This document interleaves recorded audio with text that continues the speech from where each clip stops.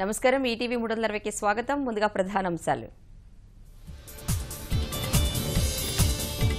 తెలుగువారి ఆత్మగౌరవానికి అమరావతి ప్రతీక, ప్రపంచ స్థాయి రాజధాని నిర్మిస్తామన్న సీఎం.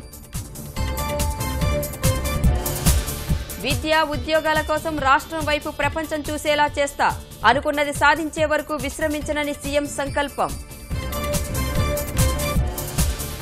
రాష్ట్రంలో రేపు ఏరువాక కార్యక్రమం, రాయితీ ద్వారా అన్నదాతలకు 6,000 ట్రాక్టర్లు.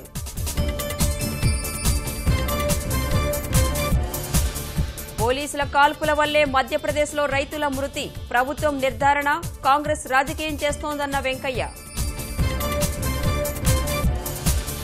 జీఎస్టీ లేని వస్తువులను ప్రకటించిన కేంద్రం, ఆహార పదార్థాలు, వ్యవసాయ సామాగ్రికి పూర్తి మినహాయింపు.